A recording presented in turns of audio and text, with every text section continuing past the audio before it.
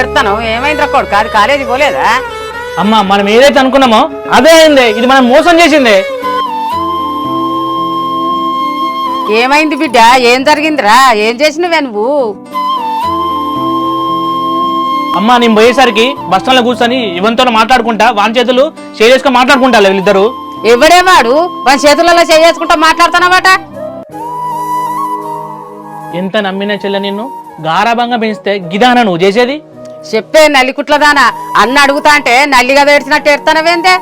ఒక్క చెల్లెవాడిని నీకు ఏ కష్టం రాకుండా పెంచినా కాదనే ఇందుకే బయట గవంతో మాట్లాడుతున్నా. అసలు ఎవడేవాడు? అన్న నువ్వు తప్పుగా అర్థం చేసుకుంటాను అన్నా. నువ్వు అనుకున్నట్టు ఏం లేదు, అతను నా జస్ట్ ఫ్రెండే. ఏందే ఫ్రెండా? ఫ్రెండ్ అయితే పక్క పక్కన కూర్చొని చేతువేసుకొని మాట్లాడుకుంటారానే? ఇక ఆపవే చెల్లె నీ కథలన్నీ. మీ సార్ ఫోన్ చేస్తున్నావా కాలేకి రాలని చెప్తాడు, నువ్వు ఇక్కడ కాలేకని పోతావు. మీతో నానే తిరిగేది నువ్వు. తలకాయ కిందికేసుకున్నాడు కాదే, వారం రోజుల నుంచి కాలేజీ పోతలేవట వీనితోటే తిరుగుతానా అనే రోజు? లేదే అమ్మా, నేను ఎటు తిరగలేదు. నువ్వు ఎటు తిరగకపోతే వారం రోజుల నుండి కాలేజీ పోతలేవట మీ సార్ చెప్పిండు. ఒక్కగానొక్క చెల్లెవని చెప్పేసి నీకు ఏ కష్టం రాకుండా పెంచితే గిదా నువ్వు చేసేది? అన్న సారీ అన్న, నా తప్పు అయిపోయింది అన్న. ఇంకోసారి నీకు తెలియకుండా ఏం చేయనన్నా.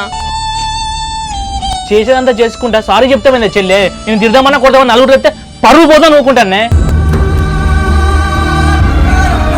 మన ఇళ్ళలో ఇట్లా చేసిందానే? నీ వయసు ఎంత? నువ్వు చదివేదేంది? నీ మొహం చూడబుద్ధి అయితే లేదు నాకు.